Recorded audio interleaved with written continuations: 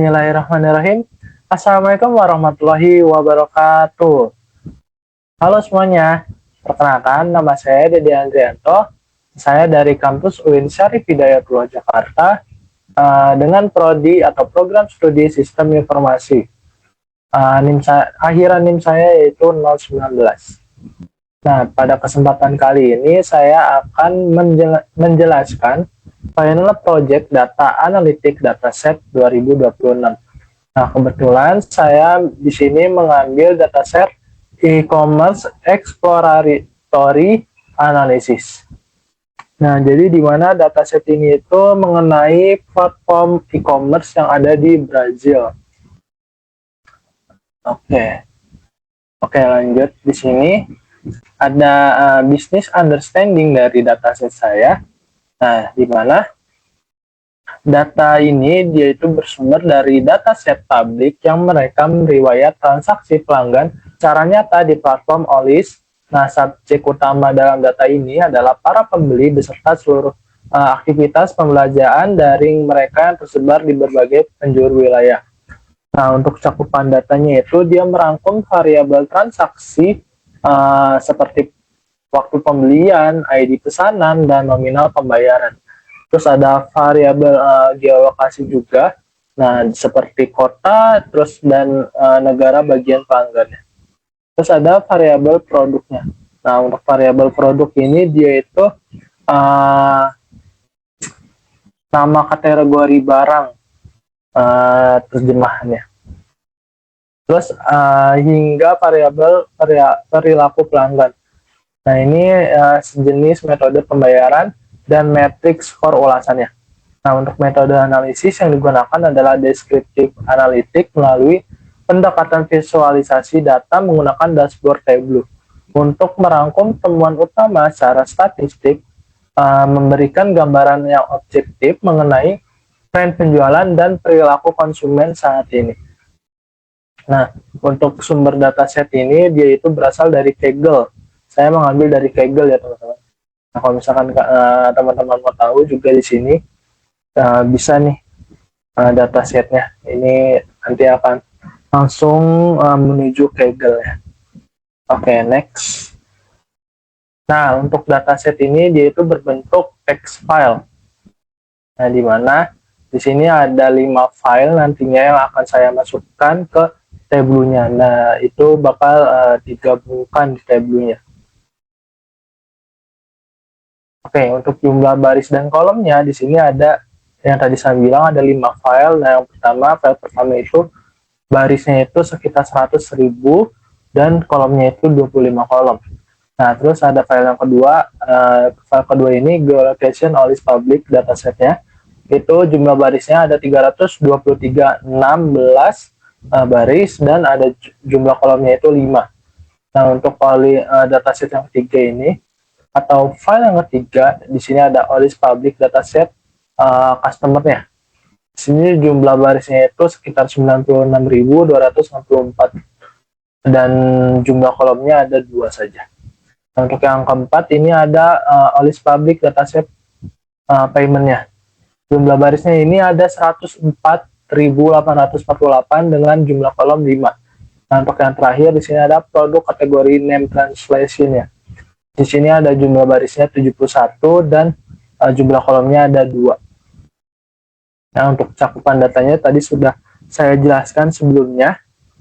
Nah, oke, kita next. Nah, untuk hasil analisis yang nanti saya dapatkan dari Tableau, yang pertama yaitu analisis menyoroti tren fluktuasi pendapatan dan volume pesanan, di mana di sini berisikan pergerakan metrik nilai transaksi serta kuantitas pembelian dari bulan ke bulan, guna mengidentifikasi pola musiman dan lonjakan permintaan pasar. Nah, untuk yang kedua di sini ada pemetaan beralih pada identifikasi kategori produk unggulan. Nah, di sini hasil analisisnya berisikan rincian komparatif mengenai komoditas spesifik yang menghasilkan akumulasi nilai penjualan tertinggi sekaligus memiliki frekuensi pesanan paling masif. Untuk yang ketiga di sini ada membedah perilaku transaksional melalui proporsi opsi metode pembayarannya. Nah, untuk hasil analisisnya berisi persentase dominasi instrumen finansial konsumen seperti kartu kredit, boleto, terus ada kartu debit hingga voucher dalam proses penyelesaian transaksi. Oke, lanjut yang keempat. Nah, di sini untuk hasil analisis yang keempat itu yaitu analisis memvisualisasikan demografi dan kesebaran wilayahnya. Nah, untuk hasil analisisnya berisikan pemetaan titik konsentrasi geografis berdasarkan negara bagian dan kota untuk melacak area asal mayoritas pesanannya. Oke, untuk yang terakhir di sini ada hasil analisis mengenai evaluasi ditutup dengan pengukuran tingkat kepuasan akhir konsumen. Nah, untuk hasil analisisnya dia berisikan distribusi sebaran skor ulasan pasca transaksi untuk menilai kualitas layanan, efisiensi pengiriman, dan keberhasilan sistem pemenuhan pesanan secara objektif. Oke, di sini ada asking question-nya, di mana pertanyaan yang akan saya gunakan untuk visualisasi nanti. Nah, yang pertama ada bagaimana tren fluktuasi total pendapatan dan volume pesanan dari bulan ke bulan, serta apakah terdapat pola musiman tertentu. Terus yang kedua ada kategori produk apa saja yang menimbang angka penjualan tertinggi dan sering dipesan oleh pelanggan. Untuk yang ketiga ada bagaimana proporsi penggunaan berbagai opsi metode pembayaran oleh konsumen saat menyelesaikan transaksi. Terus yang keempat ada dari wilayah geografis mana sajakah mayoritas pesanan pelanggan berasal.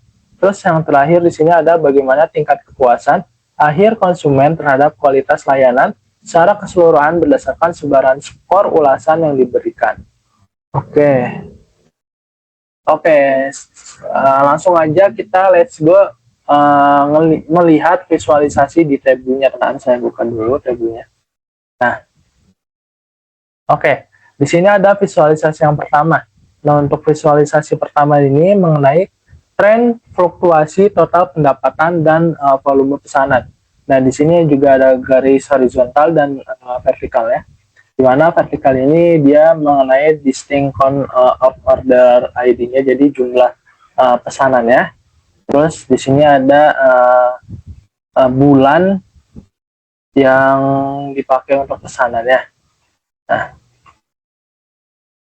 jadi di sebelah kanan juga di sini ada tahunnya, ada filter tahunnya. Nanti akan kita bahas. Oke, kita lihat di sini ada garis berwarna biru dan orange. Nah, di mana di sini untuk yang warna orange ini dia value-nya. Nah, terus yang di sini yang warna birunya itu dia distinct count of order ID-nya. Nah, untuk garis putus-putus ini dia itu menunjukkan peringatan penting secara agregat nih tentang platform ini cenderung menurun. Jadi bisa kita lihat nih ya. Jadi kan ini garis putus-putusnya itu terus menurun ya sampai pada bulan akhir. Nah, jadi gitu teman-teman. Nah, mungkin bisa kita lihat nih ya. Nah, di sini yang biru ini dia ada R square, terus ada P value-nya. Terus kalau yang orange dia value. Bedanya di yang pertama ini distinct count of order ID-nya, di sini ada value. Oke, teman-teman. Oke, bisa kita lihat nih ya grafiknya dari bulan Februari, Januari dulu, sorry. Nah, value-nya itu sekitar 1.224.000, terus menaik dan menaik lalu turun. Nah, di sini paling tingginya itu ada di bulan Agustus. Distinct count of order ID-nya 9.000 dan value-nya itu hampir 2 juta ya teman-teman. Oke, di sini yang paling rendah ada di bulan Desember dengan value-nya 898.000 dan distinct count of ID-nya 5.000.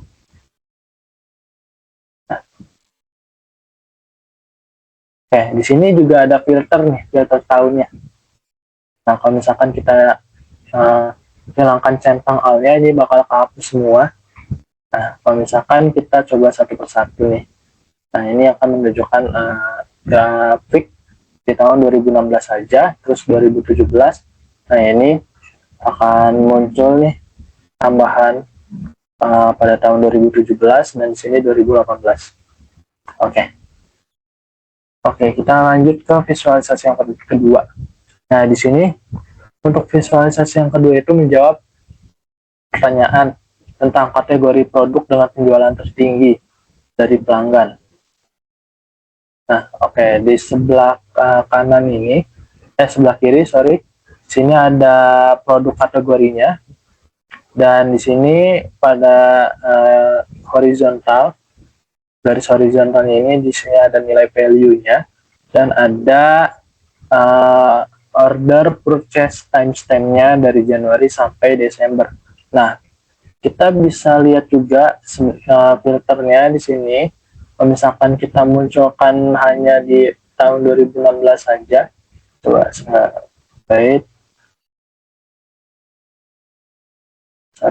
bentar.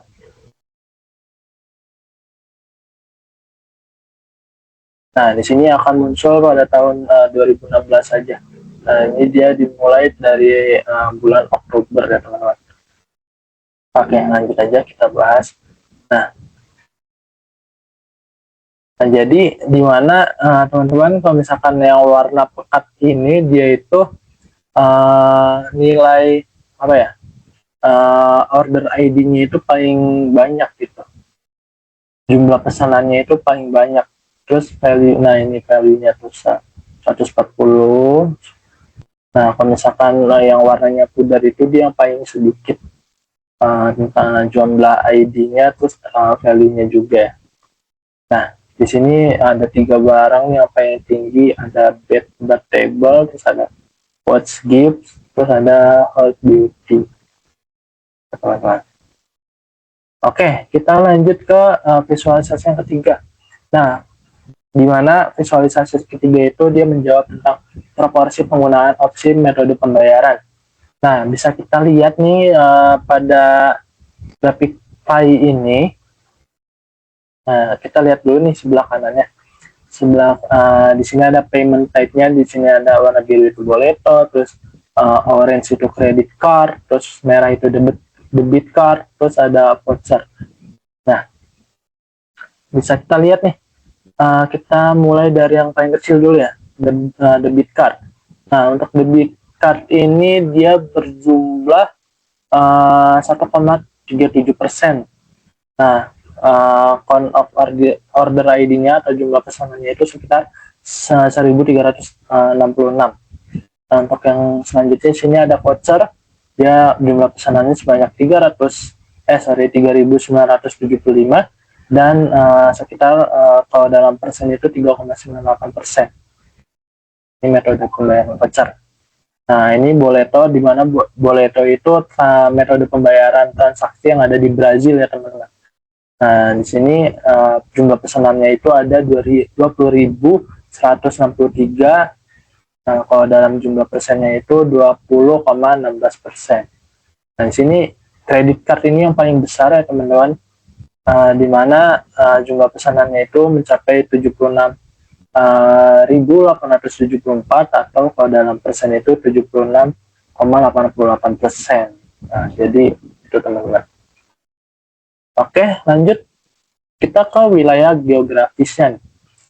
Menjawab pertanyaan yang nomor 4 tentang wilayah geografis mayoritas pesanannya. Oke, bisa kita lihat nih teman-teman. Di sini ada peta atau wilayah-wilayah yang ada di Brazil, yang apa ya? Yang bisa dibilang itu wilayah yang jumlah pesanannya itu yaitu mayoritas masyarakatnya itu menggunakan e-commerce polis ini. Wilayah-wilayah yang kena gitu ya, bisa dibilang seperti itu. Nah, bisa kita lihat nih teman-teman, kalau semakin dia ke warna merah pekat di sini, nah itu berarti jumlah mayoritas pesanannya itu paling banyak. Nah, ini di sini ada pada negara Sao Paulo, wilayah Sao Paulo. Nah, dia itu mencapai 39.409. Nah, di sini ada wilayah yang paling kecil dan pembayarannya itu, jumlah pesanannya itu ada di angka 45 pada wilayah Roraima. Nah, di sini juga ada filternya nih teman-teman.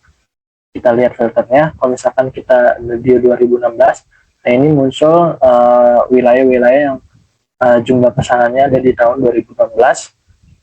Terus nih, kita lihat perbedaannya, kita pencet 2017, nah ini dia menambah wilayah Amazonas dan Acre. Nah, oke, kalau 2018 itu masih sama dengan 2017 wilayahnya. Jadi ini ada filter tahunnya ya teman-teman. Oke, kita lanjut ke visualisasi yang terakhir. Jadi ini menjawab tentang pertanyaan tingkat kepuasan akhir konsumen berdasarkan skor. Nah, oke. Kita lihat grafik di sini. Jadi ada yang vertikal ini dia ada count of review ID. Nah, terus yang ini tuh ada nilai skor ulasannya nih. Review skornya itu ada 1 sampai 5. Nah, oke. Kita lihat review skor 1 ini dia berjumlah 11.905. Terus di review skor 2 ini paling dikit, dia ada di angka 3.412. Nah, untuk yang merah atau merah ini dia review skor 3. Nah, di sini ada 8.743 dan ada review skor 4 itu sebanyak 19.247 dan review skor 5 ini jumlah review yang paling banyak nih dari konsumen-konsumen ini. Dia sebesar 56.693. Jadi banyak banget ya teman-teman. Berarti menandakan bahwa e-commerce Solis ini cukup baik ya teman-teman di mata masyarakat Brazil. Gitu. Ya, ini bisa kita lihat, kita highlight juga nih review skor mana yang mau kita lihat. Misalkan 1, nah ini akan, yang lain itu akan hilang warnanya. Begitu teman-teman. Oke, kita ke tahapan selanjutnya atau tahapan yang paling terakhir. Nah, di sini ada dashboard Olis. Nah, di sini saya sudah menyatukan hasil visualisasi saya semua tadi ke dalam dashboard, jadi menyatukan ya teman-teman. Nah, di mana dashboard ini juga sudah saling terintegrasi satu sama lain ya. Di sini ada yang tadi kategori produk, terus ada metode pembayaran, ada skor ulasan, terus ada tren fluktuasinya, terus ada wilayah geografisnya. Nah, oke, jadi di mana dashboard ini teman-teman, kalau misalkan kita matikan halnya, nah itu dia bakal hilang semua ya. Nah, misalkan 2016 nih kita pencet, nah ini bakal memunculkan data-data yang hanya ada pada tahun 2016. Nah, kalau misalkan 2016 kita tutup, nah di sini akan menampilkan kita buka yang 2017. Nah, ini akan menampilkan data yang ada pada tahun 2017 dan selanjutnya 2018 juga sama. Atau kita menampilkan semua datanya, kita pencet bagian hal ini aja. Nah, tuh udah kelihatan ya bedanya ya teman-teman. Nah, 2016 seperti ini, terus 2017 seperti ini, dan 2018 seperti ini. Nah, oke, baik. Saya rasa cukup presentasi saya ini.